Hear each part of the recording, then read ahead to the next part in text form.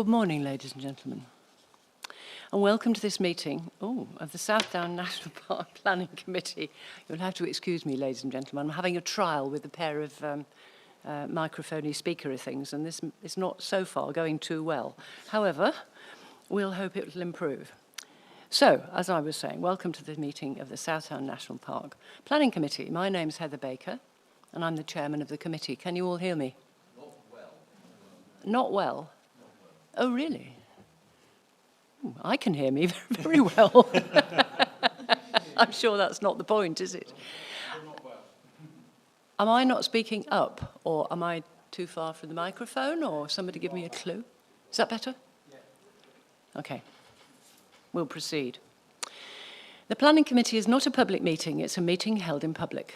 The purpose of the meeting is for the committee members to listen to the officers' presentations and the public speakers before debating the issues and coming to a decision on the items on today's agenda. I'd like to remind all members and members of the public present that the park members have a primary responsibility for ensuring that the authority furthers the national park purposes and duty. Members regard themselves first and foremost as members of the authority and will act in the best interests of the authority and of the park, rather than as delegates representing the interests of their appointing authority or any other interest groups. During the meeting, you may see members using their tablets or phones. Please be assured that this is to review background information, such as the local plan, maps or plans of the application under the consideration, or other associated planning matters, including me adjusting my hearing aids through my phone, which I hope I won't have to do this morning. Let's go on to the agenda then. First item is apologies for absence. I have apologies for Alan Aylesbury and Stephen McAuliffe. Declarations of interest, I believe I have one or two. Gary. Thank you, Madam Chairman. I know the speaker on the item number 6. We worked briefly together at my district, but it didn't progress anywhere. Thank you. Anybody else? Daniel. Yes, thank you, Madam Chairman. As a Lewis District Councillor, I have a public service interest in both item 6 and item 7. Thank you very much. Nobody else? Good. Oh, John, sorry, beg your pardon. As the representative of Hampshire parishes, I have a public service interest on item 10. Thank you. Right.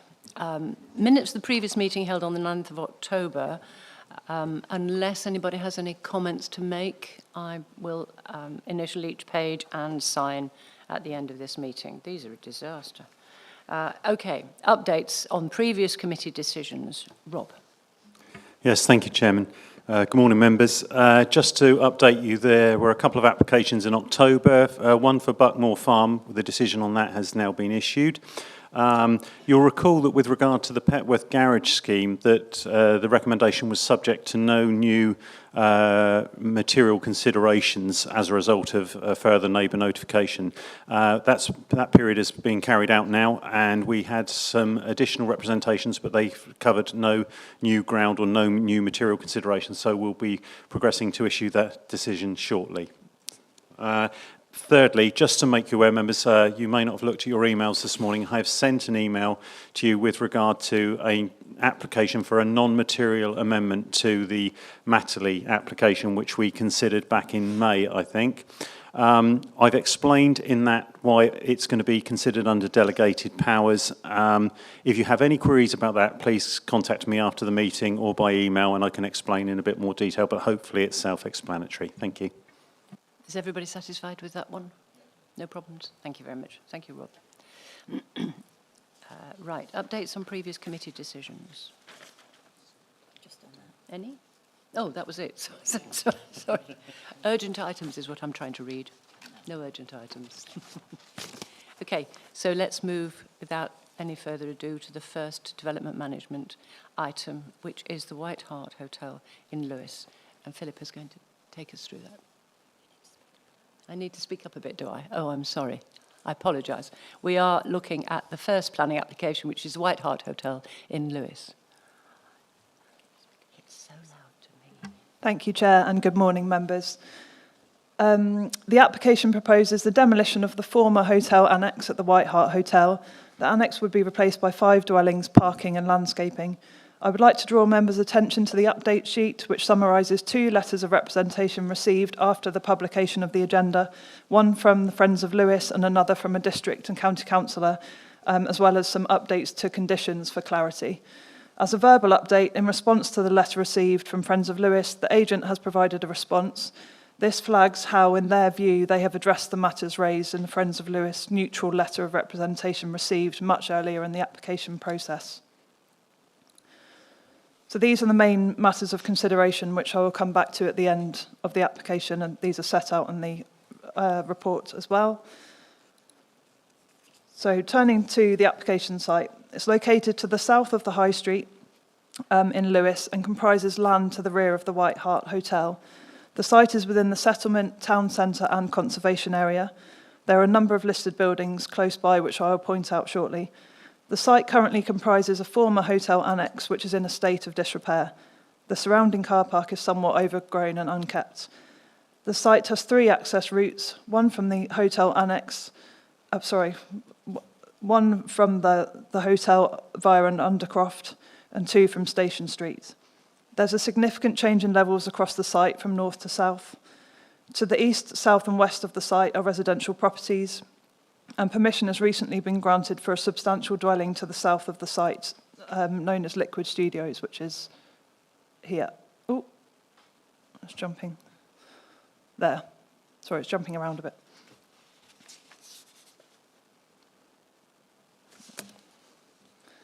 That's better. Right, and here's an aerial view of the site where the annex is indicated by the red arrow. So in terms of the adjacent listed buildings, so I've shown the annex in blue.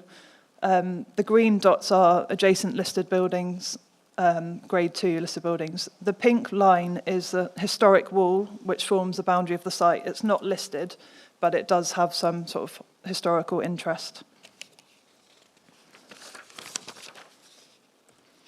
Right, taking you through some site photographs. This slide shows the 3 access points. So A is from Station Street, B is the undercroft which goes through the White Hart Hotel, and C is the second access from Station Street.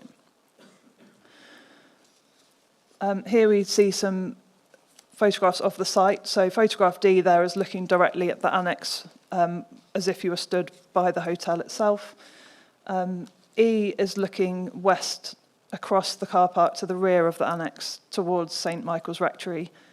F is looking the opposite direction towards the back of the buildings which front Station Street.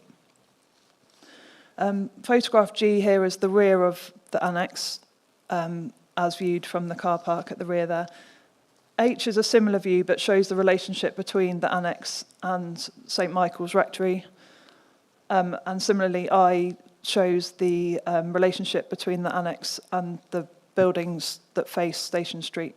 And you can see part of the historic wall there.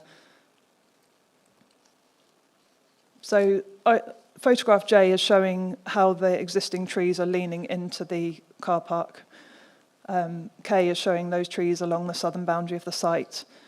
And L is looking from the site, showing the start of the ramp that currently goes down through the undercroft of the building, and this is one of the accesses onto Station Street.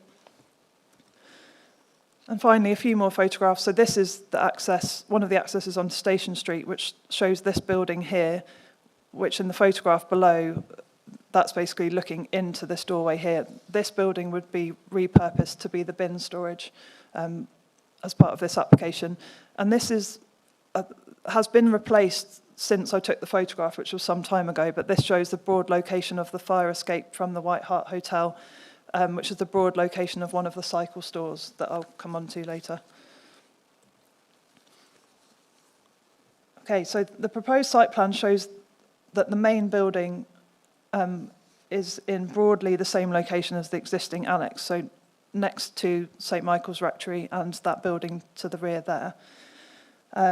The building would provide 5 3-bed dwellings over 4 floors. So I'll show you shortly, but it will appear as 2 stories with the roof room from the front and 3 stories with the roof room from the rear. So it's not 4 stories from the front, if you see what I mean. Zooming in slightly, this is the parking area to the front, which proposes 6 spaces, 1 per dwelling and 1 visitor space. Bin storage, as I was discussing, is in that existing building near the entrance. And cycle storage is proposed here by the fire escape. But I've made sure that the fire escape isn't blocked by the location of this bin storage, and there's kind of a swept path that shows you would step down these stairs and round the back of the cycle storage, so there is safe egress. This is the rear of the dwellings. So each dwelling is provided with a terrace and a rear garden with a garden room, which provides additional cycle storage and garden room space. And there is an access up the side of the building here and a ramp up the steps so that you can get cycles up to the front. I've made sure that this width is wide enough for a bike. So moving on to some visuals. So I've provided this because the elevations, which I'll come on to, are not in colour. So they don't show great detail. So this is a proposed visual of the front of the dwelling. And you can see the parking area to the front, and then down the side here is the access to the rear gardens. What will become clear when I show you the plans is the existing annex is right up to the boundary, whereas this has stepped the building off the boundary, which is a positive. So moving on to the elevations. So this is the front elevation. As I was saying, it presents as a 2-storey dwelling with the roof room on top. Those are indicated as home offices on the submitted plans. These rooms are set back from the front, rear and side elevations. So in terms of the rear elevation, as I was saying, it presents as a 3-storey due to the change in land levels with the roof rooms on top, utilising the land level changes. And with the exception of the most westerly dwelling, the units have modest balconies on the first floor, where the cursor is here. And in terms of the side elevations, these are adjacent to buildings, so you wouldn't get much of a vantage point of the side elevations, but that gives you an idea of the depth of the building, how the office rooms are set back from the front and rear, and you can see where the balcony projection is there. Yeah, and the steps with a bicycle ramp are down the side. I've just provided a slide of the top floor. So initially this was providing a roof terrace, but had a lot of discussions with the applicant, and the scheme was amended to remove the roof terrace and the doors out at the back onto the terrace. So now the only access provided is strictly for maintenance purposes, and those doors have been relocated so that they're not opening out onto the view. They're at the side of the building. In terms of sections, so this is quite an important slide showing what's there now and what is proposed. So this is the full section. So this line here shows the height of the hotel building as it fronts onto the high street. The black line is what is being proposed here. It's a little bit faint, but the blue line there is the existing annex. The purple line was a previous pre-app from 2015, but that's not for consideration here. So the blue line is what's there at the moment, and the black line is the proposed building. So you'll see that the bulk of the building, with the exception of the parapet, is the same height as the existing annex, but obviously there's the roof rooms on top of the building. And this is a useful plan because it's comparing the existing building to the proposed, and you'll see that there is some massing removed from the front and top of the building, which is obviously replaced by massing to the top there and the back. So it's a good comparison of what's there now and what's proposed. Right, in terms of views of the site, hopefully this will be clear. So the top image is looking from the railway bridge up towards the high street, and the existing building is in there. And this is what is proposed. So this is the proposed building there. And I think sort of it's our view that sits within the varied roofscape, which has a variety of different designs, heights. But what it does maintain is the step down from the high street. The slightly closer view here, so again, this is the existing annex, and this is the proposed building. So you can see it is taller than the existing, but you can still read the buildings behind it. So this is the view from St Andrew's Lane looking up towards, so that's St Michael's Rectory beside, so that's the existing annex, which is already sort of sits taller than St Andrew's Rectory, St Michael's Rectory, sorry. And this is the proposed. And this building here is the permission I was talking about, which has been granted at Liquid Studios. So it's going to be replacing this building, and that sort of shows the relationship that would be there. And this is a view looking down St Andrew's Lane, so existing annex there, and the proposed building is there. So in terms of trees and landscaping, so 9 trees were surveyed inside and adjacent to the site, and 2 trees were recommended for removal. These are the 2 that you could see growing into the site, sort of falling into the existing car park. Our tree consultant is supportive of the submission and subject to conditions requiring the protection of the other trees during construction. So this is indicative as a condition is recommended, seeking full landscaping details in the event of an approval, but we'll see that a large area of hard standing is to be removed, to be replaced by lawn and planting, and some soft landscaping to the front of the site as well. So turning to the main considerations. In terms of the principle of development, the application site is within the settlement, and the site is already occupied by a substantial building which is in a state of disrepair. The principle of development is therefore considered acceptable, subject to the matters set out. In terms of the loss of hotel accommodation, the annex has not been used for hotel accommodation since 2016 and has been used as student accommodation and more recently as informal local authority housing. The annex was marketed alongside the main hotel building, but the eventual purchaser of the hotel, who has gone on to carry out the most recent extensive renovation, was not interested in purchasing the annex alongside the hotel. Officers are satisfied that an appropriate marketing campaign was carried out and the proposal was not resulting in the permanent or total loss of visitor accommodation at the site. In terms of affordable housing, the local plan requires that a scheme of 5 dwellings should include 1 affordable unit unless exceptional circumstances can be robustly demonstrated. The application was submitted with no affordable units. Following an independent viability appraisal, officers were advised that a commuted sum towards the provision of affordable units within the national park would be acceptable in this individual case. A Section 106 agreement would be signed to provide a commuted sum of £112,117, which is considered acceptable in this case. In terms of heritage, landscape and design, as noted in the report and earlier in the presentation, there are a number of heritage assets in close proximity to the application site.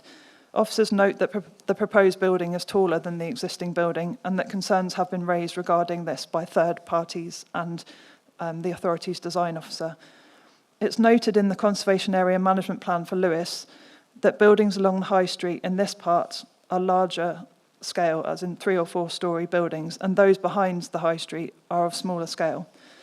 It's acknowledged that the proposed building would be taller than the existing one.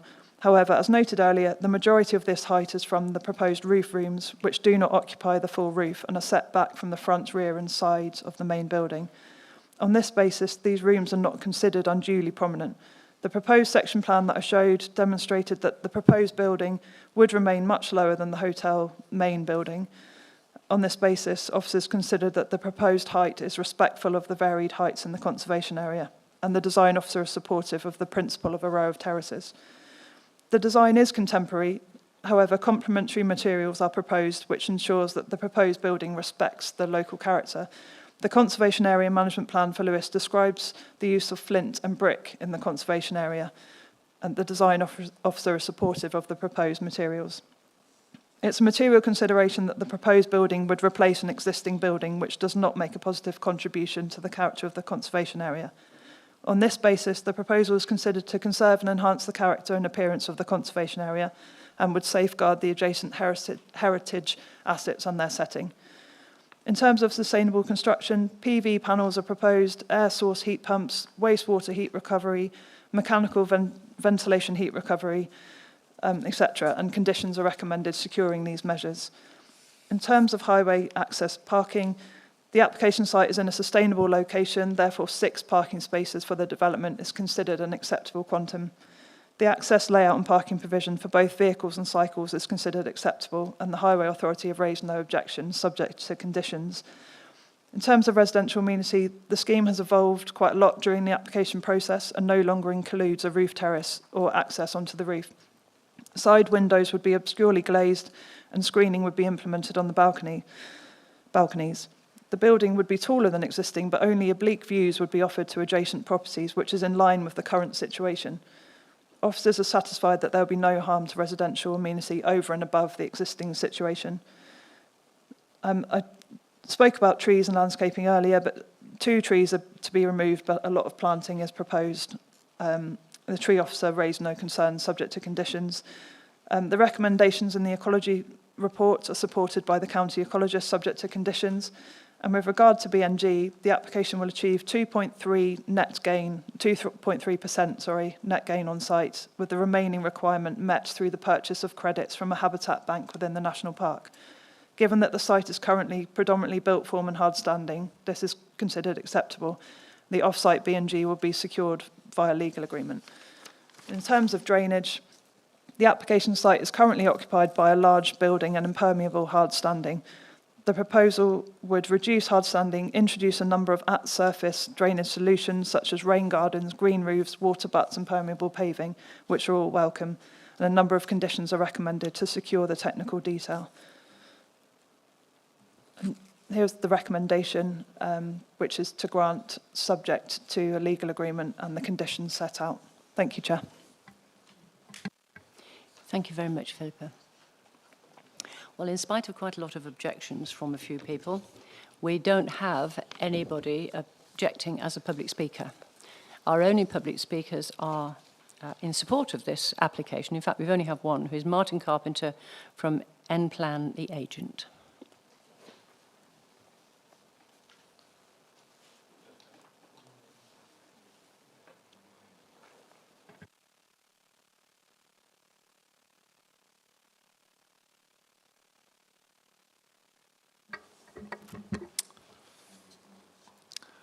I hope you can hear me all right. Thank you. Good morning. Good morning, Chair and committee members. Thank you for the opportunity to say a few words today about this planning application. I am Martin Carpenter, Planning Director of SDNPA. We're a planning and landscape consultancy based in Lewes, also have an office in Milton Keynes. We have worked together with officers over a considerable period to develop and refine the scheme. This collaborative process has included the design review panel and many meetings, as mentioned by the case officer, with officers to review all elements of the proposals. As a town centre site with an existing very poor quality and unattractive building on it, you will have seen this from your site visit in July, the principle of development is accepted by all. The opportunity and benefits arising from the site's redevelopment is recognised by the Park Authority through the draft allocation for 5 houses in your emerging local plan, recognising, of course, it is a draft plan. The challenges of the site have been fully met by the project team, who have responded to the requests for a number of revisions which have been made after the design review panel, and there have been further amendments post-submission of the planning application. Officers have been diligent in reviewing with us all elements of the proposals, and which has led to the positive recommendation for approval today, subject to a number of planning conditions and the Section 106 agreement which was outlined, but which has been outlined. These are all acceptable to the applicant. The scheme brings tangible improvements to the area, which has already benefited from the refurbishment of the adjacent White Hart Hotel, an important landmark building in Lewes.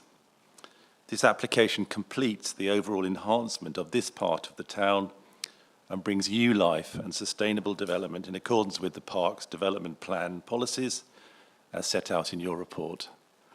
Thank you very much. Thank you very much. So that concludes public speakers. So now, members, it's over to you. Who'd like to start? Gary. Thank you, Madam Chairman. Just have a few questions. Obviously, if I'd had this update beforehand, I could have asked the questions. But Okay. I think you said there is enough cycle parking by the fire escape and in the... Is that correct? So that will cover some of the concerns from this... Who are they? Friends of Lewis? And the trees have been properly assessed, I think. You said that 2 are coming out. And I'm not sure we ever put up pre-app comments onto the website, do we? That's right. No. I didn't think we did.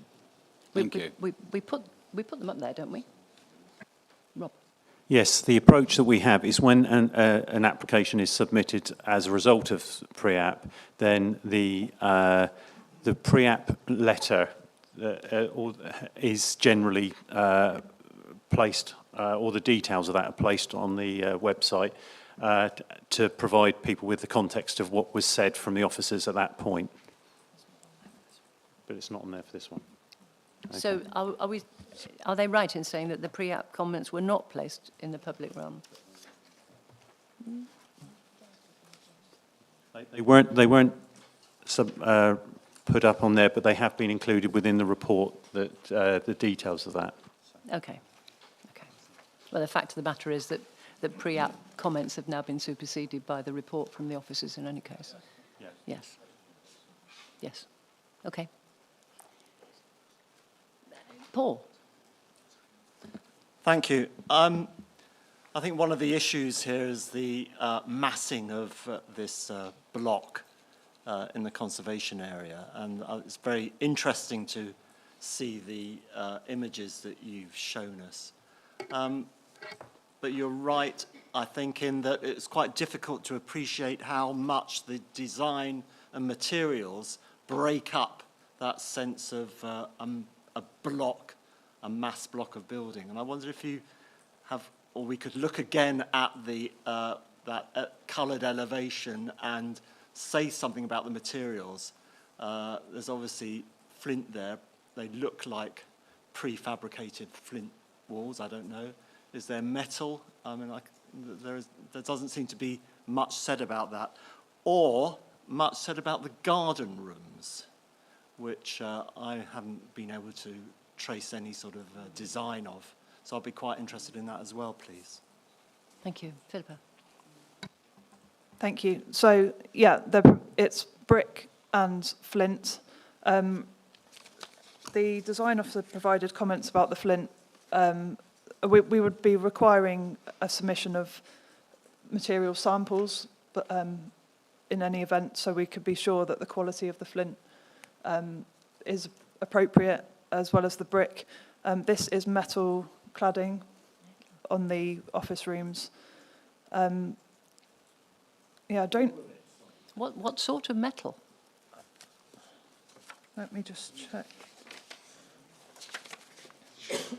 Again, I don't think we have the specific detail, but we've required that detail as part of the condition, so that would all need to be provided and checked by the team to ensure it's appropriate. I'm not sure. Yes, Rob, do you want to speak? Naturally, in this regard, with regard to those materials, members will know with regard to other sites where we've had in Lewis where detail with regard to flint is really important to get that right, and on a number of sites elsewhere within the park where flint panels have been very much not what we want to be seeing. So it's, we will be giving the same scrutiny we're given to the application in regard to the materials that are submitted as part of discharge of any conditions, as far as that's concerned. Okay. John? Philippa, I wondered if you could turn to the sections that go through the kitchens and the parking through to the gardens at the back. It's not clear to me how much light actually gets into the kitchens at the front of those houses. Well, the front, if you take the northern elevation as being the front. So I'd quite like to sort of understand that a bit more, to be honest. And the garden rooms is a question I have too. They look quite large in the section. Are they really that big, and do we really need them?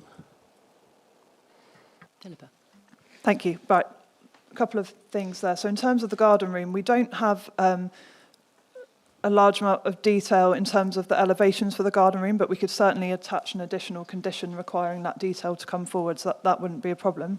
I don't think it's unreasonable to provide ancillary space in the garden for dwellings within the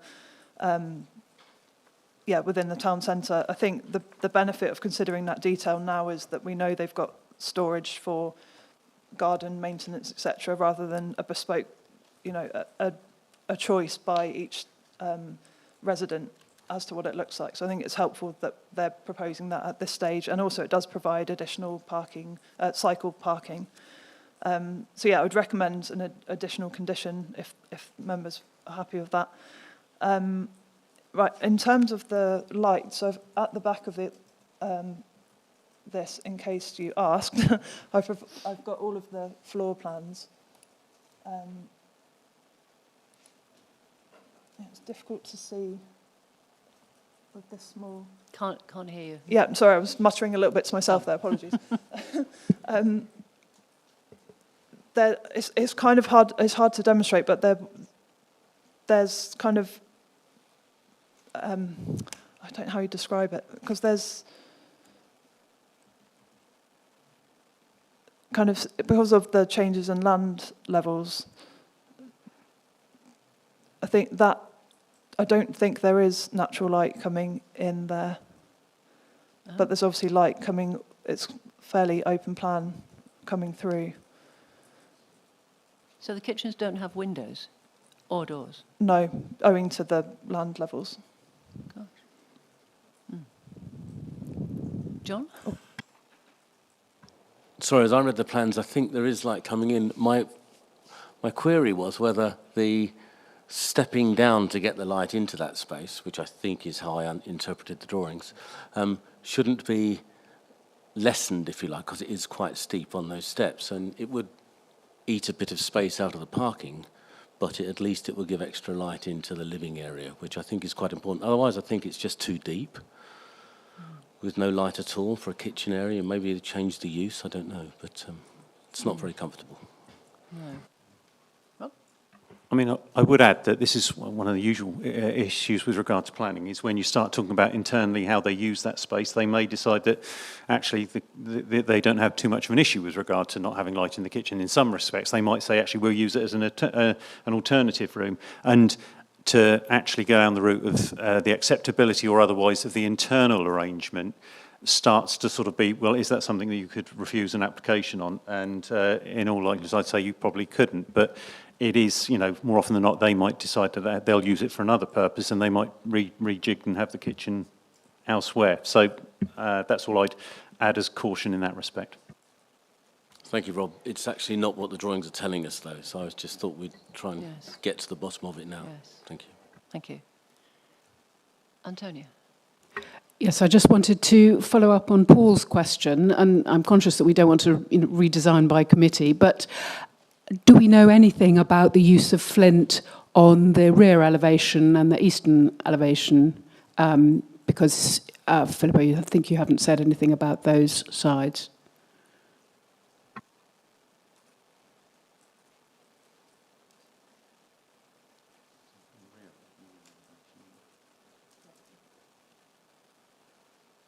Thank you. So the rear is brick and flint as per the front. And, sorry, wrong way. That is flint as well, I think. Was it? Yeah, flint as well. The whole sides, the entire side elevations. Is that what we're looking at? Really? That seems a bit unlikely.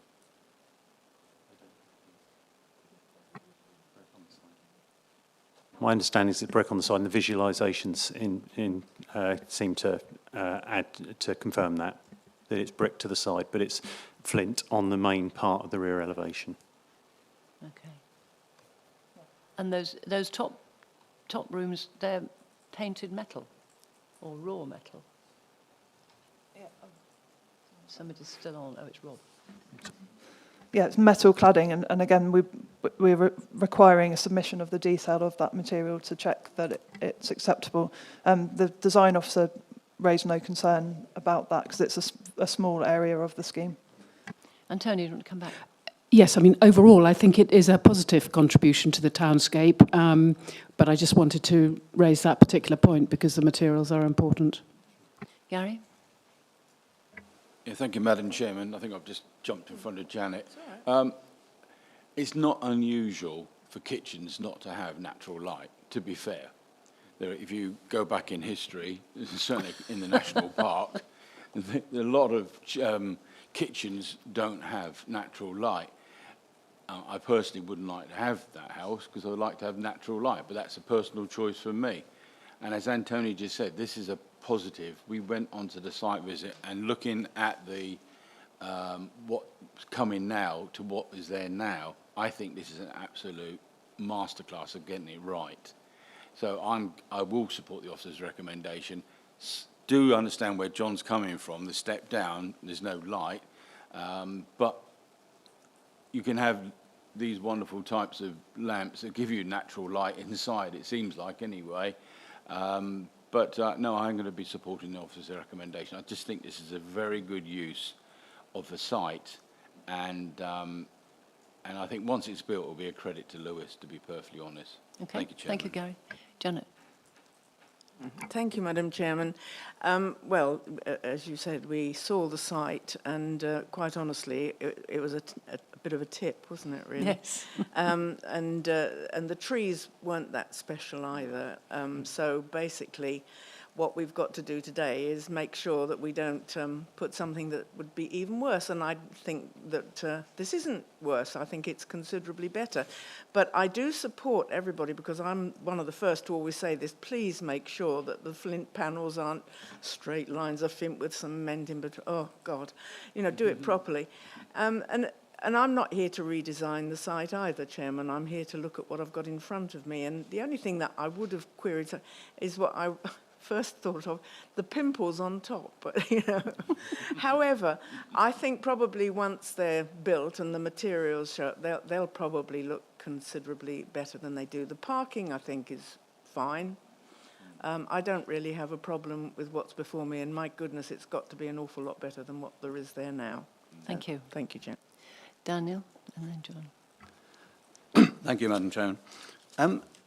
The offices on top, that's been taken as the fact that they're pop-up has been taken as a reason for justifying the considerable increase in height compared with the previous buildings. Because in my sense, particularly the view we looked at, I was interested to see the view. I was looking forward to seeing the views, but particularly the picture that shows it with the vicarage on the left and then the buildings. The offices on top do actually add a considerable extra height to there. So I mean that building is substantially higher, and it just concerns me maybe that wording is being used to justify acceptance that they're quite considerable, definite thumbs down from the design officer has been ignored, and it's been decided that it should go ahead in spite of what they said, which in the conservation area I find of concern. Would you like to comment? So I think we've acknowledged in the report that it is higher. That there's no getting away from the fact that though by virtue of those rooms on top that it is higher. I guess the term pop-up is more to do with the fact it isn't a whole story. It's just one part of the story that's, and it's not popping up in terms of its permanence, that they're obviously permanent, but it's more the case that it's not filling the full size of the roof. It's just popping up as part of the roof, if that makes sense. Yeah, it's more descriptive than signifying any sort of permanence. Go ahead. I think, members, it's one of those, with regard to architectural solutions in terms of built form, There are many ways in which you can reduce that impact when you go higher in terms of, instead of, as you say, having it full 4 stories, but having something receding back and further back. And there's plenty of other ways in which you have roofs with dormers, which then sort of provide, you know, that recess, as it were. And if you look at the existing building, there's an element of there where on the top floor there, the roof starts to sort of go back a little, doesn't it? And so it's just seen as a way in adding that additional space, but reducing the impact of it by having it in the, like say, essentially three pods on the top that are set back from the front. And it's felt that this is the officers believe that this is an acceptable approach in this case. Okay, thank you. John? Sorry, very quickly. I'd like to support my friends on the other side of the room that I actually support it as a design. I think it's contemporary and quite elegant. Thank you. Thank you. Anybody else? Andrew? Yes, I'm also going to support it, but I'd like to flag up the fact, which have been listed by 1 or 2 people, that there are some questions about what some of the materials are and how some of the elevations are going to look, such as the garden room, which are going to be dealt with under condition. I think because we are considering an application in a conservation area adjacent to listed buildings, which has, by our own admissions, got having quite an impact, it would have been useful to have had more detail, and I just want to flag that up for future reference. Thank you. It's often the case that a lot of the conditions, we don't see them, and a lot of the reports come to the officers after this meeting. Can I come back on that? No, I think, you know, we mustn't, it wouldn't be right for me to say, okay, you know, we'll just leave it to the officers. We're here to judge in public session whether something is acceptable in a conservation area adjacent to listed buildings, and it would be more than useful to have that information. John, Rob. Yeah, I think we have, that's certainly noted, Andrew, and thank you for that, and we will bear that in mind, and I think that's a fair point to make. I think we have some comfort to a certain extent with regard to the sections that provide the confirmation of and with the floor plans that indicate, the sections certainly provide indication of a low-level building, and that's what we will be looking for in the details, but I certainly take your point, thank you. Thank you. Anything else? Oh, Paul. Yeah, I'd like to echo that. I'm really concerned that we have a proposal for a conservation area where we don't have any clarity on the materials or the elevation for the garden buildings. That's less important, I guess, because they're pretty hidden. But the materials are crucial to breaking up the mass of the building and reflecting the characteristics of Lewis and the conservation area. I note in the report it refers to grey brick. It's very difficult. We've only got one colour example, but it's very difficult to see what the metal cladding is.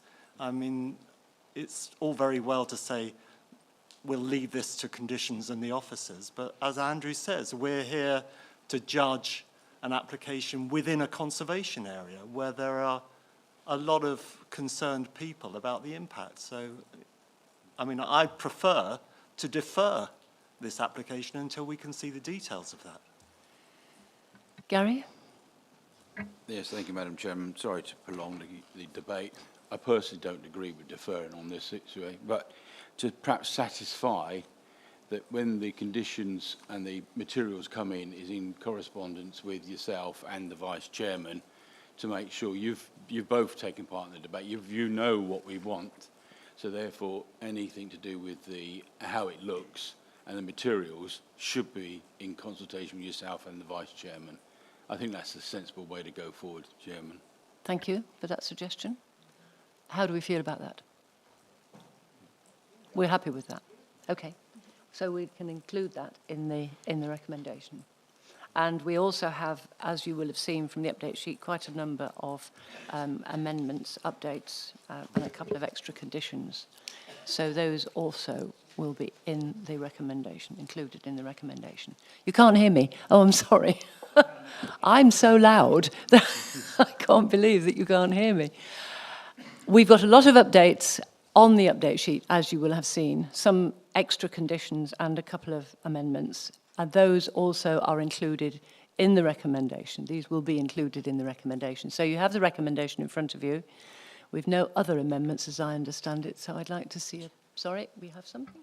Chair, I think there was a suggestion from officers about the addition of an additional condition associated with the garden room. Ah, that's right, yes. Yes, that will also be included. Thank you. So I'd like a proposer and a seconder, please. Janet and Gary, thank you very much. And a show of hands in support of this. Thank you. And against? And abstentions? Danny has one abstention. Thank you very much. So that application is permitted. Thank you very much, everybody. We'll move now to the next item on the agenda, which is, again, Lewes District Council, and this is Aldie House, Brooks Road, Lewes. And when the officers have made their changeover, we'll make progress into that.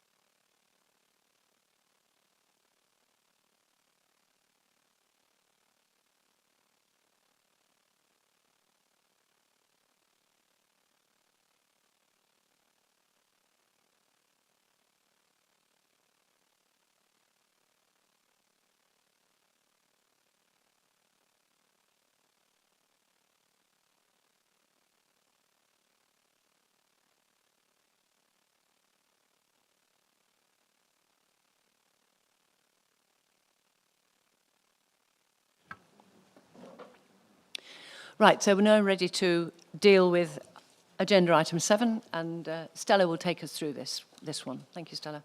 Thank you, Chair. Firstly, I'd just like to draw members' attention to the update sheet, which notes a few minor corrections and a clarification. I do have one further correction, apologies. On page 52, paragraph 5.1, there were 4 neutral representations rather than the 3 as reported. So in terms of this application, the key considerations are that this is a minor extension of an existing store with the reconfiguration of the car park to improve customer experience. It will result in the creation of 7 new retail jobs. The proposal satisfies the sequential test and will not result in significant trade diversion from other existing or proposed stores in the locality. However, it will result in the loss of occupied B-class floor space within the central Lewes principal employment site. So there is a conflict with policy SD35 and HC4 due to lack of marketing. Nonetheless, there are a number of material considerations that weigh positively, including the inclusion of a framework relocation strategy and a 12-month lease extension for the 2 businesses that are occupying the units, an £8,750 contribution to town centre initiatives, a parking extension for 2 hours for Aldi customers, and the existence of a previous permission granted in May 2020, which also involved the loss of the B-class floor space within the same development plan policy context.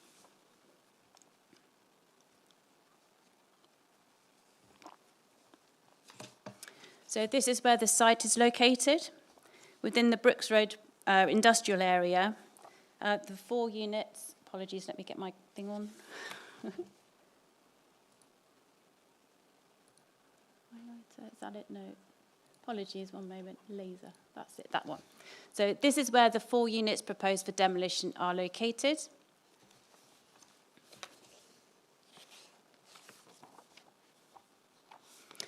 And this shows you the existing constraints. So we have the conservation area, which is to the south. And this is the principal employment area, the Central Lewes principal employment area, and these are where the 4 existing units are located. We also have some residential uses above ground floor in these units behind. So the Brooks Road development brief, there is an existing development brief which applies to the Brooks Road area. The application site is located in this pink area here, which is identified as for mixed employment, including retail and distribution uses. The core employment area to the north in blue is principally mixed employment and residential uses. Sorry, beg your pardon. Yes, that mixed employment residential uses. And just for context, in this area here, there is a concurrent application for a new Lidl in this gateway location here. I just wanted to give you a comparison between the 2020 permission and the current proposal. So this is the previous 2020 permission, which has lapsed now. This is where the existing store is. It involved a whole new store in this area here, which would have involved the loss of those 4 units as described, with the parking area principally located here. This is the current scheme, which mostly reuses the existing floor, existing building, and then we have an extension here to the rear where the 4 units are currently. And the parking area will be reconfigured somewhat in this area here. Officers consider that this is a much better layout and obviously reuses the existing building, which is positive in terms of carbon. And just to reiterate that both the South Downs Local Plan and the Lewis Neighbourhood Plan were adopted in 2019, and there's been no change to the development plan since the decision in 2020. So here are some photos of the existing site. This is the existing store. It's quite an average Aldi store, rather grey in appearance. This area here is actually the western boundary, and this is the sort of existing landscaping here, mostly ornamental species. This area of planting will be lost to accommodate new parking. And then there will be, I'll explain in a moment, but there'll be new landscaping along the northern boundary to replace it. This is looking north towards the industrial units that will be demolished. And just behind here, you can see the residential uses above the ground floor. And then these are the existing units proposed for demolition.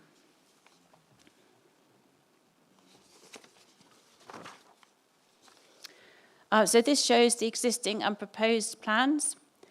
This is the existing store here.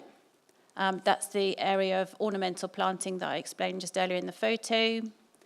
This blue area, by the way, just shows where there is existing service runs and drainage, and just to indicate where the new planting will go and that it won't interfere with this. So this is the proposed plan. Again, you'll see that there's a row of parking now proposed where the landscaping area is.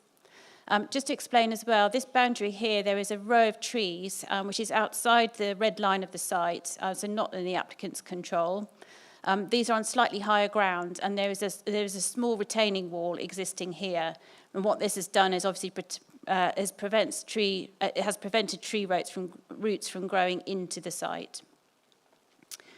This is the area of new landscaping up here, where the biodiversity net gain principally comes in. There's a row of new trees planted along here. There will be 8 new trees in total. 8 new trees in total, and there will be 5 trees lost, mostly from this area here, which are diseased or U category. So a net increase of 3 trees. Also, just to point out that there is a small extension here, and the roof of that will be brown. It's about approximately 30 square metres. And the reconfiguration of the car park will allow for better pedestrian access as well. So there's a new pedestrian access through from the southern boundary here, and it will just be slightly easier to navigate in terms of pedestrian and parking.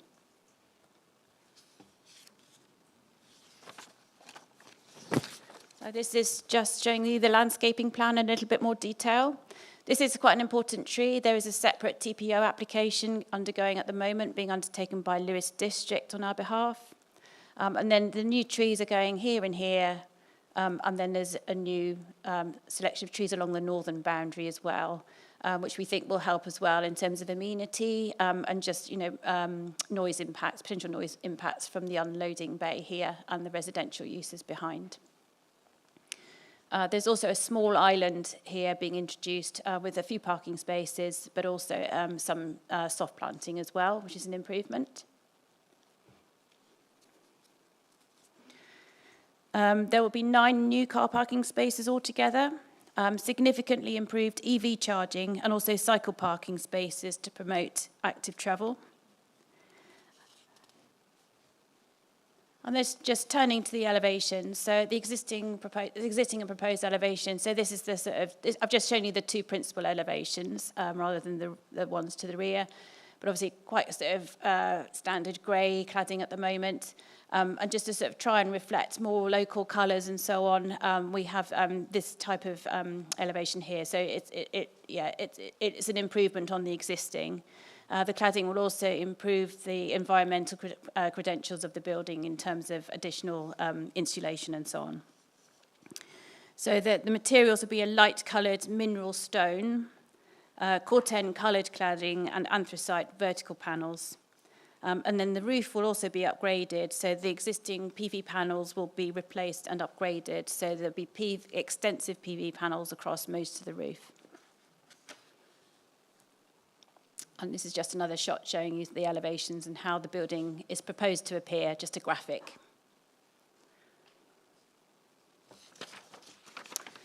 So, members, the recommendation is that planning permission is granted subject to the conditions set out at paragraph 9.1 and any other amendments or extra conditions required to address technical matters, plus a legal agreement to secure a framework relocation strategy to include a 12-month period of support for relocation and lease extension for the occupants of the industrial units being demolished, and a contribution of £18,750 towards town centre improvements and employment initiatives. And then the authority be delegated to the Director of Planning to refuse the application if the legal agreement is not completed within 6 months of today's meeting. Thank you, Chair. Thank you very much, Stella. So we have no public speakers against this application, but we do have one in support, who is Molly Tyndall, who is representing Aldi Stores Limited.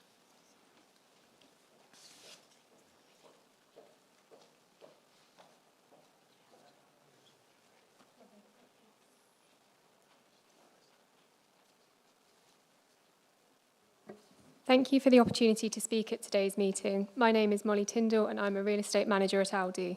The consultant team and I have worked proactively with your officers during the pre-application and determination process. The existing store plays an important role in providing high quality and affordable food to the local community. The proposed extension seeks to continue to support the National Park Authority in its duty to seek to foster the economic and social well-being of the local communities within the National Park.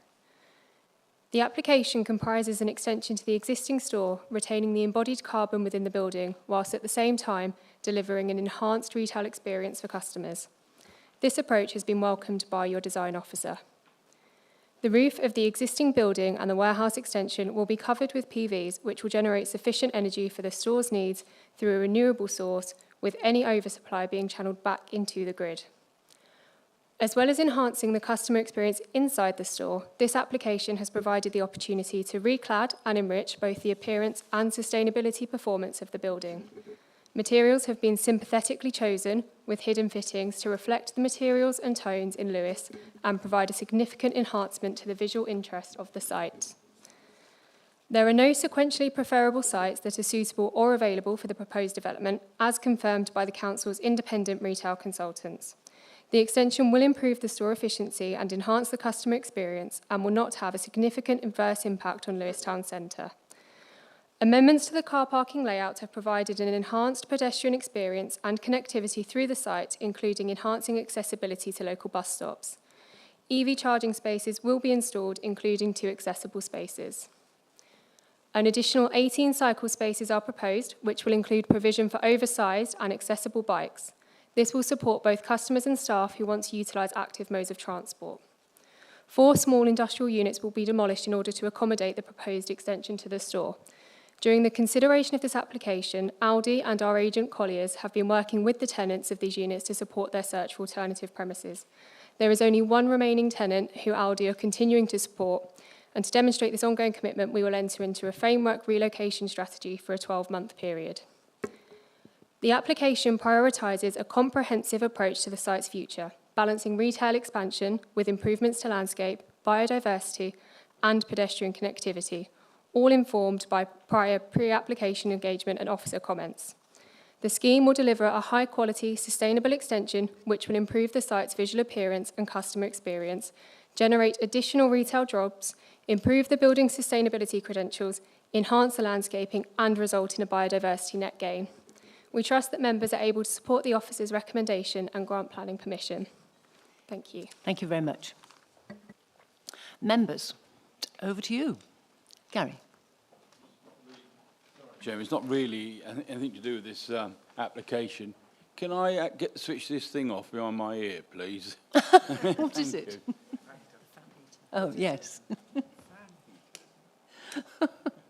Who would like to speak on this application? No, I can. You now can speak on the application. Okay, go ahead. It seems like I was sitting in a hurricane there. No, actually, when we visited the site, I actually understood the visualisation of the new way it looks has got to be infinitely better than what we've got there now. So I actually do support this, and I will support the officer on this one. I've just looked at the Town Council's objections again, and we heard from the Speaker that they're going to enter into a framework for a year, which I think is very commendable, and the fact they're going to offer some money towards the enhancement as well. It's not very much, but it could help. And it's people, we complain about people going to having everything delivered to them. This is not what this is. You go to them, which means people go out actively, walk in, drive in, or whatever. And I do think this is a good way to get people out and walk in. So I actually do like this. So Okay, thank you, Chairman. Paul. Yeah, obviously there's a previous application regarding this that takes the employment units already. But it's still a concern that there are occupied units with other kinds of business that will be disrupted by this. And looking at the thing that's grandly called a framework relocation strategy, one is rather disappointed, I think. It's simply signposting of for these occupants to properties that might be available or services that might be available. And I just wondered if that's satisfactory, you know, that there might be a way of ensuring that these jobs are kept. I mean, there are vacant units around, even in that same estate. But it's odd to be spending 18,000 on possible, you know, festivities in the town centre or other activities or pop-ups, whereas there's, I think, a duty is owed to the people you're kicking out. Thanks. I understand one of the businesses is already relocated. Is that right? Thank you. More comments? No more comments. In that case, may we have a proposer and a seconder, please, for the recommendation to include what's in the update sheet? Thank you, Gary, and thank you, Andrew. And a show of hands, please, to support that recommendation. And that's carried unanimously. Thank you very much. We'll have a short comfort break now, and then we'll be back at 10 past, please.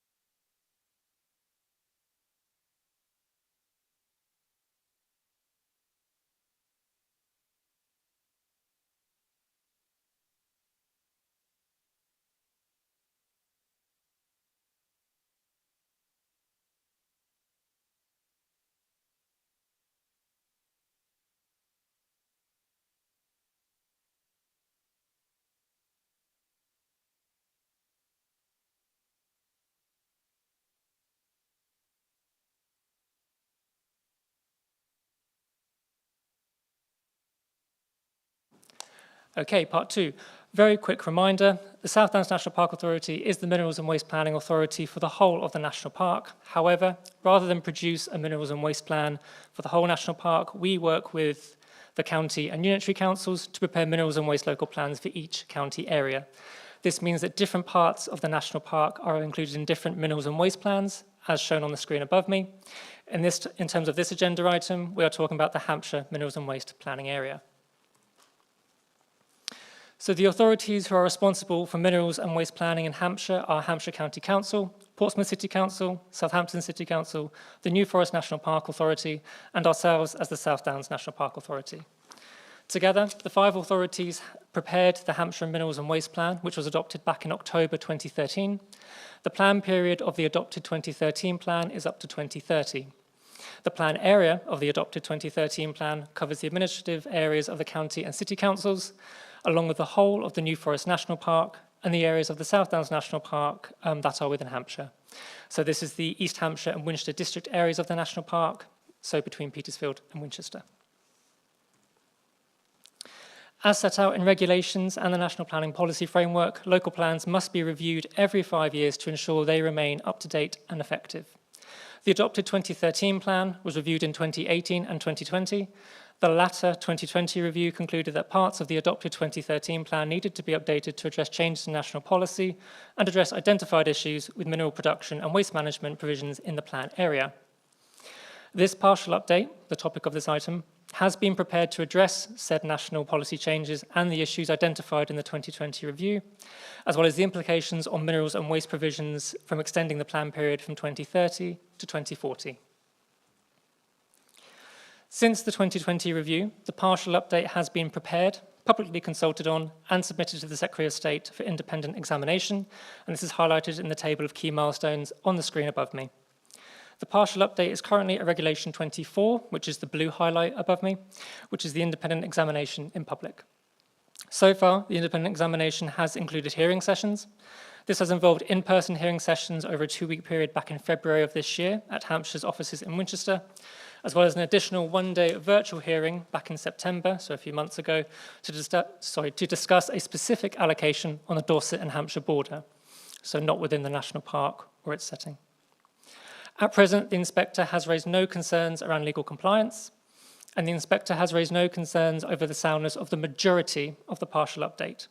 However, as is usually the case in plan preparation, the inspector has requested that the authorities prepare, propose, and publicly consult on main modifications to ensure the partial update can be found sound and subsequently adopted. So in response to the inspector's request, the authorities have prepared the following documents which are appended to this agenda item as follows. Appendix 1 is the schedule of main modifications. Schedule 2 is the modifications to the policies map. I'll start again. Appendix 1 is the schedule of proposed main modifications. Appendix 2 is the schedule of proposed main modifications to the policies map. Appendix 3 is the schedule of proposed additional modifications which focus on clarifications and factual corrections. Appendix 4 is an addendum to the Habitats Regulation Assessment in relation to the proposed main modifications in Appendix 1. And Appendix 5 is an addendum to the Sustainability Appraisal and Strategic Environmental Assessment in relation to the proposed main modifications in Appendix 1. All 5 appendices/documents are in response to 1, the issues raised by the inspector during the examination in public, 2, to reflect any updated policy and guidance, and 3, to address any previous omissions. I must stress to you members that it would not be appropriate to introduce modifications or any additions to the partial update at this stage of plan preparation that fall outside of the 3 reasons I've just verbally listed. To do so would risk the examination period being further protracted or even undermined. Okay, so the report in front of you does not provide a policy-by-policy summary of all the proposed main modifications. The reason being is that the proposed main modifications are clearly set out in the appended documents, clearly shown in bold, underlined, or strike through. However, to give you a flavour or an idea of what the proposed main modifications include, the report and this presentation provides a focused summary of the topics and considerations that may be of particular interest to yourself as members of this authority. This focus summary is based on officers' experiences of what usually gets raised and discussed by members. However, if there are any policies which I have not included in the focus summary that you would like to discuss or ask questions about, then you can do so after the presentation. Okay, so first and foremost, there are no new mineral and waste allocations for the South Downs National Park. However, we have a number of existing sites, and the partial update proposes to safeguard existing active sites and infrastructure, as set out in the list on the screen above me. It is important to raise that this list will be regularly updated through the monitoring of the partial update if it is adopted. 2 recent changes to make you aware of are Butser Hill Lime Quarry and Southbourne Brickworks. So in terms of Butser Hill Lime Quarry, this was dormant when the adopted 2013 plan was being prepared back in the early 2010s. However, as you will all be aware, it is currently active for chalk extraction and ancillary recycling operations, and so meets the safeguarding criteria under adopted and emerging planning policy. As such, the schedule of additional modifications in Appendix 3 proposes that the site is added to the safeguarding list. As for Southbourne Brickworks, the site straddles the boundary of the National Park. It was previously on the safeguarding list, but on reflection and reviewing the safeguarding criteria, it is now proposed that we remove it from the safeguarding list as it is not active, and the permission for extraction and brickmaking lapsed in 2010, and the site has been inactive for over 15 years. Okay, on to thematic policies. In general, the proposed modifications in Appendix 1 seek to update figures and references and set out wording amendments to policies and supporting text to improve clarity on how each thematic policy will be implemented and delivered. In terms of references, this broadly relates to relevant legislation, the National Planning Policy Framework, the Local Nature Recovery Strategy, and cross-references to other policies. In total, there are 34 thematic policies in the partial update. We have picked out 5 to provide a focused summary for you. The first is Policy 4, which is in relation to nationally protected landscapes, so very relevant to us as a nationally protected landscape. Beyond the rebranding of AONBs to national landscapes and clarifications around national park purposes and duties, the proposed modifications reorder the policy to better reflect the National Planning Policy Framework and provide clarifications over major development assessments, and that in instances where exceptional circumstances and public interest are sufficiently demonstrated, any proposed moderation measures, including landscape mitigation and enhancement, in such major development assessments are carried out. Next up is Policy 5 in relation to countryside and valued landscapes. The proposed modifications add a reference to landscape and visual impact assessments in the policy wording, and in terms of the supporting text, the main modifications propose clarifications over valued landscapes and how to identify them, and references to national and local landscape character areas and associated studies. In terms of Policy 10, restoration, the proposed modifications clarify that all sub-criteria apply, and these now include references or increased references to biodiversity networks, climate change mitigation and adaptation, ecological character. Applications clarify that all sub-criteria need to be considered in applications for non-minerals development in mineral safeguarding areas. This is particularly noteworthy as it means that we will need to add a policy requirement to some of the emerging allocations in our own South Downs local plan review. For emerging allocations which are in the mineral consultation areas, that a mineral resource assessment will need to be submitted alongside an application for non-mineral. I have local and allocated sites for aggregate extraction. Sites may come online. There is likely to be a shortfall in aggregate provision towards the end of the plan period after 2035. To address this shortfall, proposed main modifications to Policy 20 introduce preferred areas for soft sand extraction in Criteria 3, along with revised wording around further opportunities for extraction outside existing sites, allocated sites, and the new preferred areas in CME. They've been identified using British Geological Survey, BGS data, but exclude specific designations such as nationally protected landscapes. This means there are no preferred areas identified in the South Downs National Park. However, there may be some preferred areas. The proposal is within the setting of a designation, then the policy for that designation will also be considered. What this means for us is that Policy 4 will need to be considered for any proposals within our setting.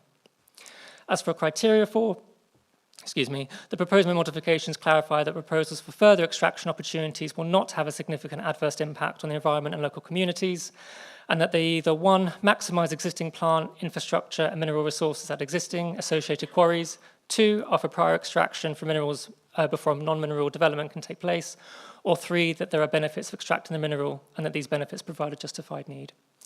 In terms of Criteria 4, this is broadly similar to the existing criteria in Policy 20 of the adopted 2013 plan. Okay, final slide. So the recommendations from the report are replicated on the screen above me. If members are minded to approve the proposed main modifications and the public consultation, and providing that the other 4 authorities also obtain their own respective approvals, then a 10-week public consultation on the proposed main modifications will be carried out. The provisional dates for this consultation are the 2nd of December until the 10th of February, and members, you will be notified when the public consultation goes live. I will now finish the presentation with the following notes. All representations received during the consultation will be sent to the inspector to consider, and if the inspector finds the partial update to be sound, then it is anticipated that the authorities will seek to adopt the partial update in July 2026. Thank you for your time. Thank you very much. We don't have any speakers on this situation, so it's down straight to the members. John. I would just like to say that I welcome the beefing up of Policy 5 to include landscape and visual impact assessment, which clearly wasn't there before, and I think that's actually quite important. Thank you. Thank you. Gary? Thank you, Madam Chair. And I don't know if it's the right question to ask. I'm going to ask it anyway.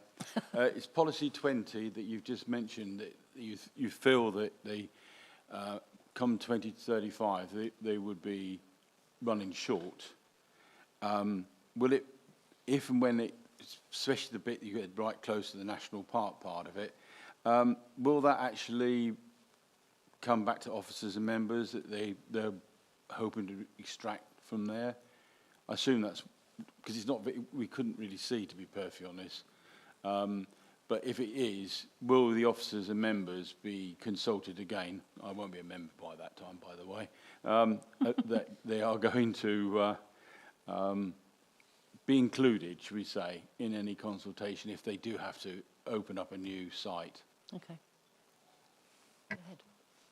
Thank you for the question. So just to clarify, we're predicting a shortfall by 2035. Obviously, we will monitor the plan every year. It depends how existing sites are getting on. It depends when the new sites come online, and we do have to review local plans every 5 years anyway. So we will be constantly reviewing and monitoring to see if that will happen, if at all, and when it happens. In terms of whether you're consulted on, just to be clear, the soft sand areas in the yellow colour you see above me, these are just opportunity areas. Obviously, there would need to be a planning application submitted for any minerals development. And as always, there is a public consultation on every planning application. If it's within our setting, then I believe the authority is consulted by the determining authority, which in this case would be Hampshire County Council, for any areas outside the park but in our setting. Does that help answer your question? Thank you. Thank you. Antonia. Yes, I have two questions. One is about the reference that now has to be made to the local nature recovery strategy. Just to ask whether this will, in practice, make a difference to how restoration is done, for example? Does it have a material impact? And the second question is about enforcement. And I understand we have a specialist officer, and I wanted to ask how that's going and whether enforcement, finds that the extraction companies are cooperative.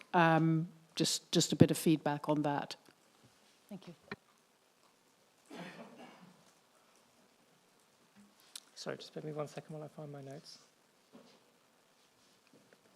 Did you want to pick that one up? Rob, would you like to comment comment in in the the enforcement meantime? one?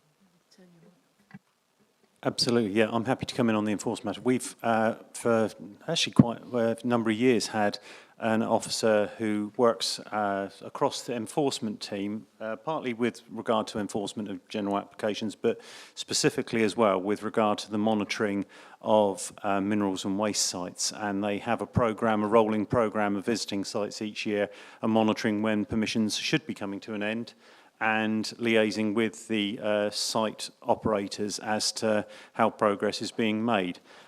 We've recently appointed a fresh person. Some of you will have remember Sam Whitehouse, who was here for the Singleton well oil site a few months ago, and Sam has left us to go elsewhere. We've got a new person, Jessica Perry-Mason, who's recently started with us and is really getting to grips with it very quickly and is really on top of the cases with regard to all the sites. So it's taken very seriously. We monitor it very carefully. In terms of how site operators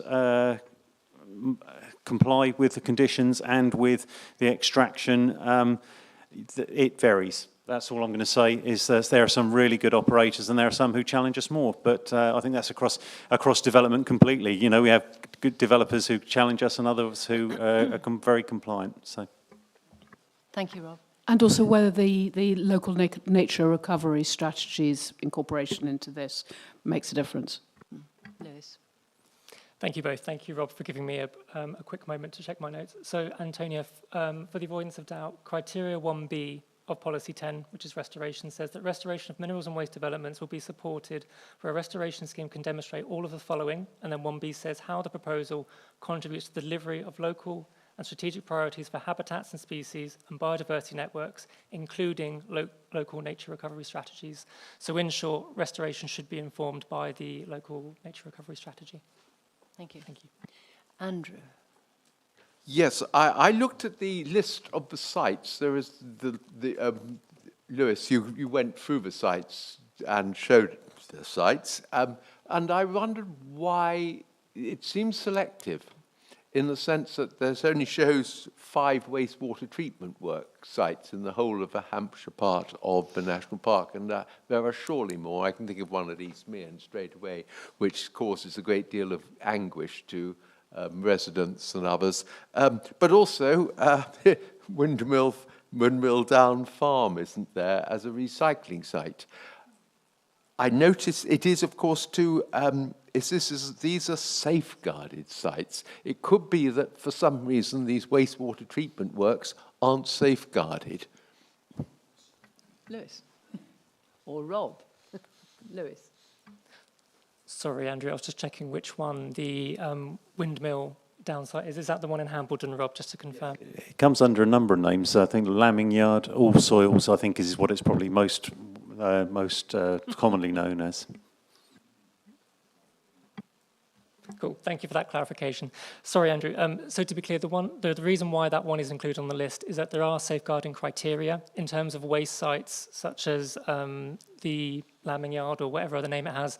It doesn't quite meet the safeguarding criteria. I believe it's 50,000 tonnes output for waste, and I think the Lambing Yard has permission for, is it 10,000? Looking at Rob, or about that. Either way, it's underneath the criteria for safeguarding. That's why it's not included.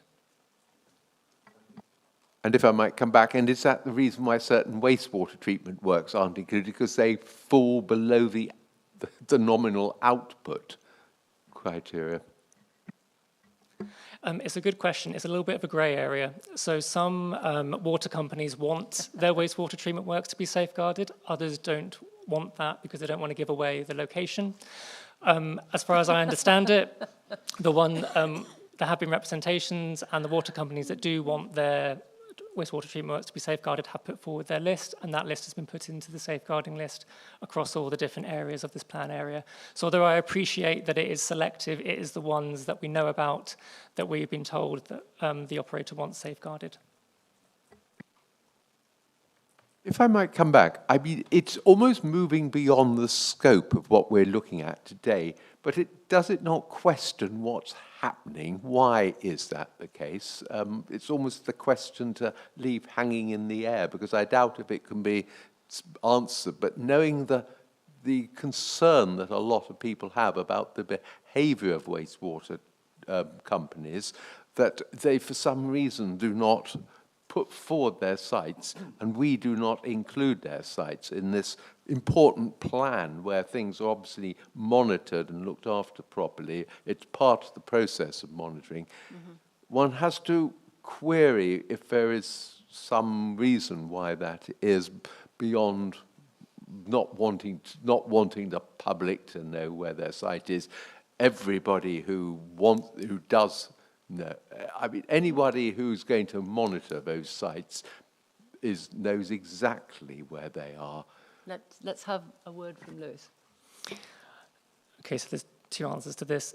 Firstly, I should remind you that you already approved this list when you approved the Regulation 19 consultation back in autumn 2023. The only differences in the list are that Butter Hill is in and Selborne is out. So these sort of questions and debates should have been brought up a couple of years ago, I'm afraid, I'm sorry to say. The second answer is that we are aware it's a grey area. We are aware that different authorities do different things with wastewater treatment works. With Jessica, we have been approaching the 3 counties to learn how they do it, so that we can continue to monitor and understand more about wastewater treatment works. So it's an ongoing thing, and we are looking into it, but that shouldn't really inform your decision today on the main modifications. Thank you. Okay. Paul. Yeah, I'm just interested in the level of engagement that takes place during the consultation, just out of interest. Obviously, with a local plan, you'd have a statement of community involvement and all this sort of thing. Is that the same with this? Yes, so the Hampshire Minerals and Waste Plan partial update has been consulted on twice under the statements of community involvement of all 5 authorities. As part of that, we do consult with statutory stakeholders, statutory consultees and others. Whether they choose to respond and what they choose to respond with is up to them, I'm afraid. Thank you. Anybody else? No further comments, in which case we need to go to the recommendation, which you have on the screen in front of you. And I need a proposer and a seconder, please. Thank you, Andrew and Paul. And a show of hands to support that recommendation, please. Thank you very much. That's unanimous. We'll move now to item 10, which is, no we won't, we'll go to item 9, which is East Dean and Friston Neighbourhood Development Plan Decision Statement. And that's Kevin. My report fell to pieces at this point.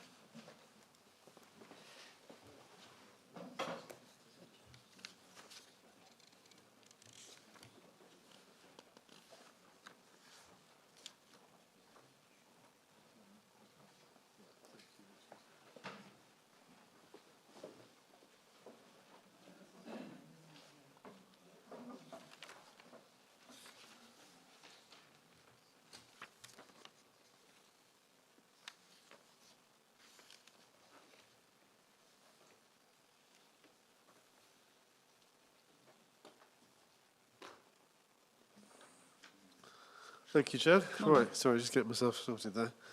Okay. For those of you that don't know me, which might be, I don't know, but I'm Kevin Wright. I'm a Planning Policy Officer in the Planning Policy team.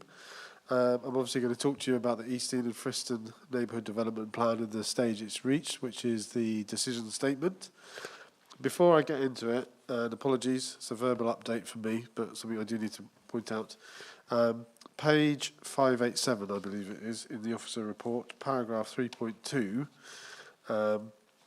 it should say the examiner has now issued his report and identified a number of modifications, which would be in line with what I say in the executive summary in bullet point 2, where it says the examiner's report recommended relatively few modifications. So apologies for the word significant. So I hope that makes sense. So let's get into the presentation. Firstly, some context. So you can see there a couple of maps on the left, just putting East Dean and Friston in a bit more context of the national park and the sort of surrounding area. So immediately to the west, you've got the Cookmere. Beyond that is then Seaford and then Needhaven with the River Ouse. And then sort of northwest Lewis, and then to the east is Eastbourne. That green area, immediately to the west, the left of the settlement, that's Friston Forest, which you can see on the right-hand map, a bit more different scale, and that the right-hand map showing the designated area of the neighbourhood plan, which is the parish boundary. The parish extends down to the coast, where you've got Burning Gap is one of the areas there. So that's a bit of context. So the story of this neighbourhood plan. So these are basically the key stages which a plan goes through, legally required to go through. So you can see that it was designated in 2019, April 2019. The parish council say that they tried to get the consideration of the neighbourhood plan going, and there was very little traction, apparently, is how they put it at that point. So there's a delay. I imagine COVID also happens somewhere in there. So in 2023, the parish council review whether they want to do a neighbourhood plan, and they decide that they do, and they're going to do one with a focus on design guidance. So they then go about gathering evidence. That results in the first draft, which is the pre-submission plan, and that they, as the qualifying body, consult on that in September and October 2024. National Park Authority officers we make a representation in quite a lot of detail, which is normal at that point. It's the first draft, so you'd expect there to be some things that we will want to change, perhaps. So we've made some recommendations. That would have been reported on at a previous planning committee under the community planning update, the fact that we had responded to that consultation. So those comments, along with all the others, would have been taken on board. They then produced a submission plan, which was presented to the National Park Authority in April this year. We then, as the National Park Authority, as we're required to do, carried out a consultation of that in May and June. Again, we would have made a representation, which we did, and all the material that was submitted, along with all the representations, would have been sent to the examiner, which was appointed by us. He was appointed, in September this year, and he then reported. He examined the plan and published his report in October. And his finding was, as I've set out in the report, was that subject to his recommended modifications, that the plan would meet the basic conditions and then could go to the next stage, which is a referendum. So that's where we're at. And this report, Appendix 2, sets out the decision statement, which is the detail of the modifications that the examiner recommends. So obviously for members now to decide whether or not we accept those modifications to the plan. The next slide, in his report, I've said it there, noteworthy. In his executive summary, he set out what he considers are the noteworthy ones, where he's recommending some changes. So I'm not going to go through all of them, but just to highlight a couple. So, for example, EDF 5. So the two changes he's made there, that part of that policy is to do with biodiversity net gain. There was a good intention to increase the amount of biodiversity net gain that was required. However, the problem with it was that there, at this point anyway, there's insufficient evidence to support that. So it was a good intention, but I think rightly the examiner has removed that. The second part was a small addition, which is just recognising that in the context of East Dean and Friston, chalk grassland is an important habitat in that local area. Policy DF7, that was where commonly a neighbourhood plan, as indeed a local plan, might set out views that are to be protected. I think it was one or two of those views, part of the view cone was outside the neighbourhood area, therefore outside the remit of the plan. So that was altered, again, rightly. And also it's important to say that in that situation, the local plan policy, SD6, would cover that anyway. But it's right that was changed. So that's some of the changes that he had recommended.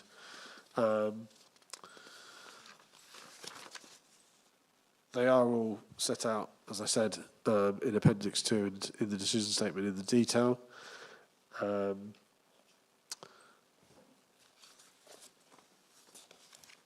think that was all I was going to say in terms of what the examiner has proposed or recommended as modifications. And that just brings us to the recommendation. So as I say, it's for members to decide whether or not they wish to accept those proposed, modifications. Thank you. Thank you, Kevin. Members, it's straight to you because, again, we have no speakers. Anybody? Vanessa. Hi, thank you, Chairman. I just wanted to speak, just as knowing the team at East Dean and Friston well. I visited them recently and was there in 2019 chatting to them when they were trying to get this off the ground. And I just want to say huge well done to Michael and Leslie and all the team there for getting this through, because it was really hard. And I remember Leslie finding it really hard to get people to kind of be enthused and want to kind of contribute. And we see these plans come in all the time, and there's such hard work to do for the local community. And I just really applaud them for sticking at it, going back again, and then actually to see that from 2023 to now, they managed to turn it around. That's pretty quick, actually. And I really love the plan. I love all the mapping that you can overlay and you can see everything. Really like that reference to the dementia planning and thinking about things like that, and the way that they listed all the kind of heritage monuments in the area, and I just feel the kind of passion and love that they have for their place come through in this document, and I just want to say super well done for them, and I'm really pleased to see it here today. That's it. Thank you. You're right, these things are a huge amount of work for the parishes, and they do a tremendous job in delivering them, and usually they are such high quality, particularly the photography and all the comment and so on. So absolutely well done. Anybody else? You want to come back, Kevin? Yeah, sorry, just to say something, because I've focused very much on process, and I should say, it's right to say that the examiner does commend them for the work they've done, and is complimentary to them, so it's important to say that. Oh, good. Yeah, absolutely. Antonia, did you have your hand up, Antonia? No, Paul. Was it Paul? No, Gary. One of you. Yeah, thank you, Madam Chairman. I'm supportive of this. Haven't done one of these neighbourhood plans myself. It seems to take over your life amongst everything else. So I'm really appreciative of it. And looking at the modifications that the examiner has proposed and they've been accepted, they're really quite minor in nature, to be perfectly honest. Yeah. I think they stepped outside their remit a little bit on the odd occasion, trying to make use of the highways and stuff. But no, I think they've done a pretty damn good job. Thank you. Anybody else? In which case, let's go straight to the recommendation. We need a proposer and a seconder. Gary, thank you. And John, and a show of hands, please, to support that. Thank you. Oh. So we can move now to the final item on the agenda, which is community planning update. And Kevin is going to do this again for us. Kevin. Right. Okay. So, community planning update.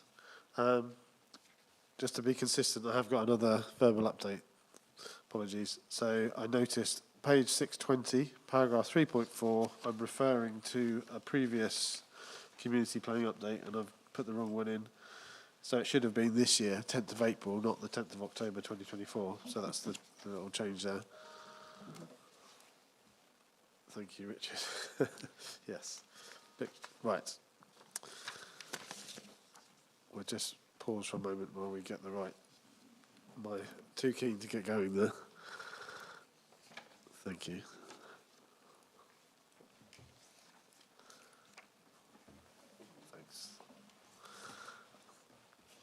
Okay, so I will be obviously giving you an update as to what's happened. So the last time we brought the community planning update to a committee would have been April. And so I'm going to do some, talk a little bit about what's happened since. Before I do that, a recap of what this covers in terms of community plans, essentially 3 different types of documents or plans that we're referring to. So my first slide is related to that. So it covers, unsurprisingly, neighbourhood development plans, but it also covers parish village design statements and then parish priority statements. So this was just thinking about the weight that they have in terms of decision making and planning applications. Neighbourhood plans are part of the development plan. And as planning law says, any determination must be in accordance with the plan unless material considerations indicate otherwise. So the policies of a neighbourhood plan do have full weight. They are part of the development plan alongside the South Downs local plan. Parish and village design statements. As a park authority, we adopt those as supplementary planning documents. They are, therefore, a material consideration in making a planning decision. And what they do, they expand on existing policies as a supplementary planning document. They expand on existing policies, which in this case are SD4, landscape character, SD5, design, and also the design guide supplementary planning document itself. But they're giving a local flavour, a local distinctiveness to how those policies are used.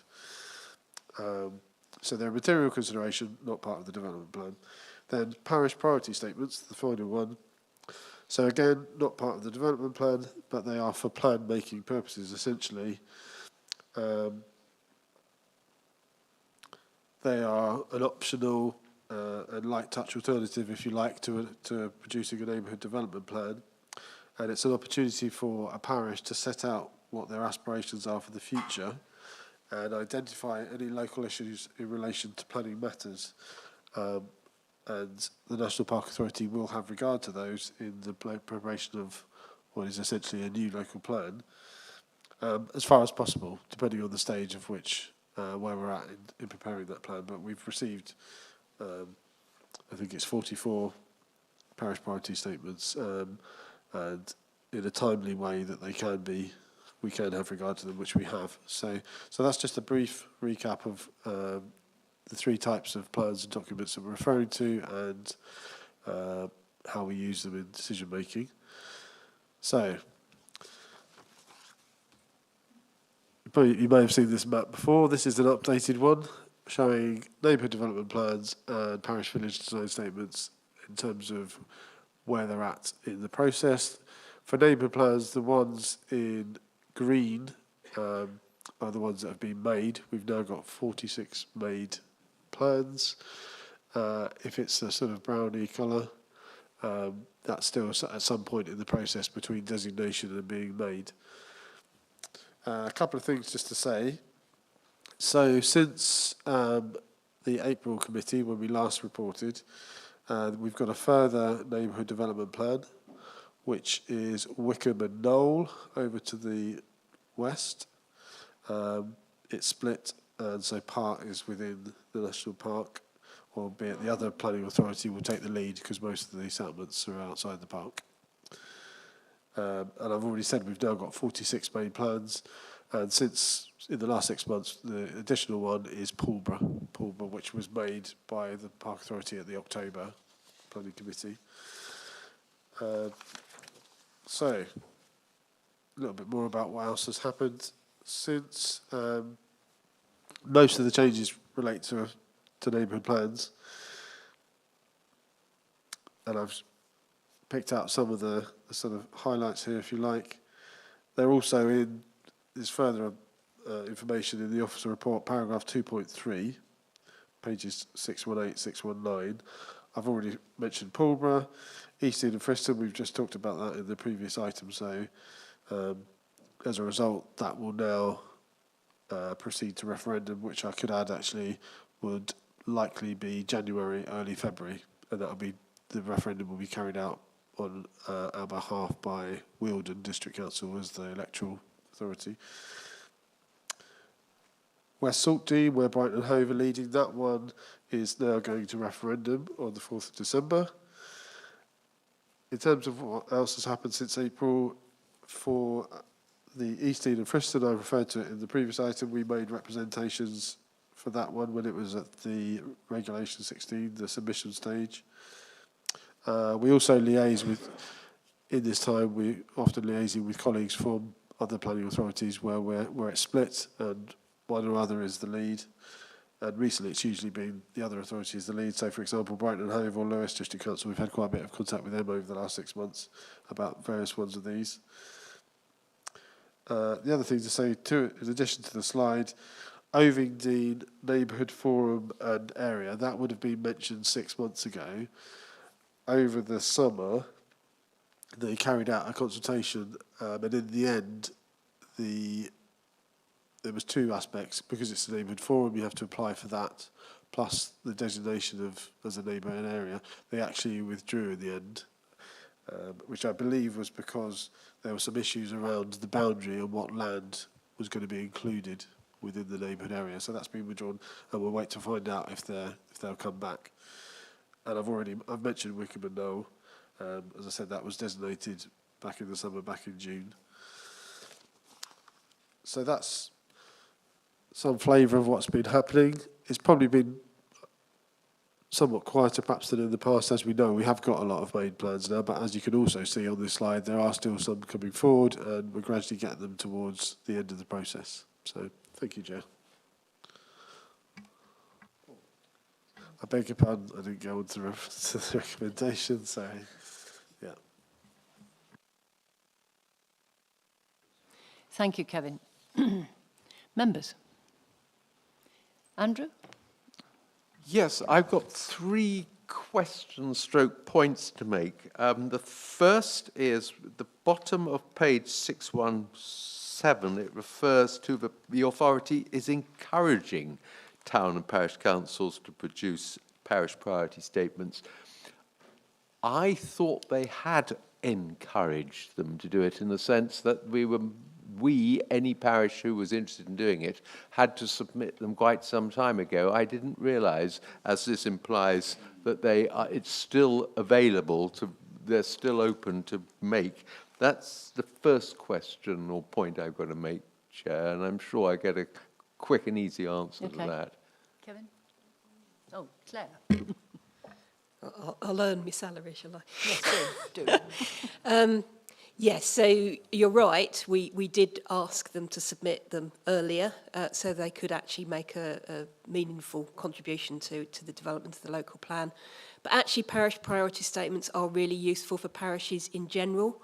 It's the fact that they involve consultation with their communities on what their priorities are is useful for their budget setting, for how they spend their SIL. So we continue to encourage them to produce them because they're useful to them. Could I come back to say, are they aware, are parishes who might have missed out first time round aware that there's still an opportunity to do it? I believe because you did raise a similar comment in April that it was included in the summer newsletter. Yes. Well remembered, Claire.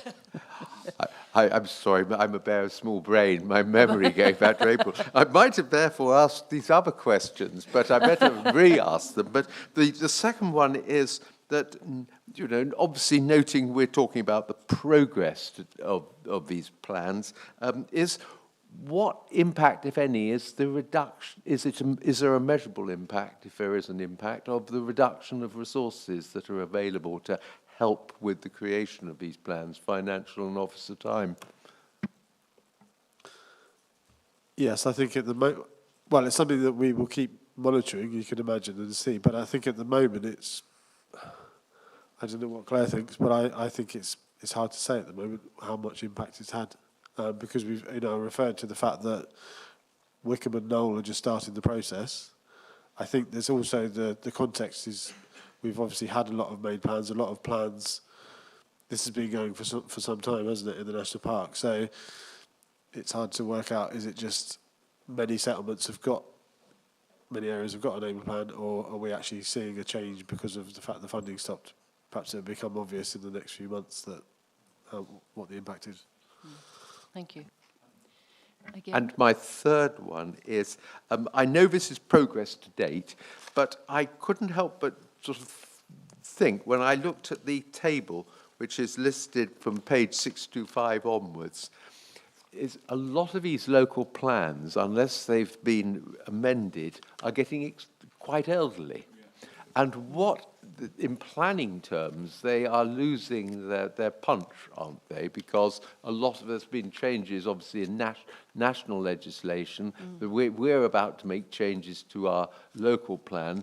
What is going to be the impact of that? Because we're madly encouraging parishes to do it, and I am aware of a lot of anecdotal evidence of parishes saying, well, we've gone to all this trouble to make a neighbourhood development plan, yet the officers don't take any notice of it. I'm only quoting rather than saying I'm saying that. Do the officers have any comment they'd like to make? Yeah, I mean, you're right. As time moves on, policies will increasingly get out of date, so that the weight that we can give them will start to be balanced by what's changed in the meantime, both in local circumstances and in national policy, and indeed potentially our own policy. But they are voluntary documents. We can't force parishes to do them. No. And as you've raised already, in future they will need to be funded themselves rather than by government funding. Yeah. If I might come back, I mean, some are 13 years or more old now, and that is old in policy terms. And I would have thought that some of the policies which are very important to some of those parishes if it comes to trying to enforce them, people will turn around and say, sorry, we've moved on. Well, they'll have to accept that that's the case, won't they? And if they want to update them, then it'll be up to them whether or not they do so. And as we've heard, there's no central funding now available for that. Gary? Yeah, I would say to what Andrew just said is that we've actually, within my own authority, have said to them, until we get our plan through, there's no point asking any of the parishes to update until such time as that's happening.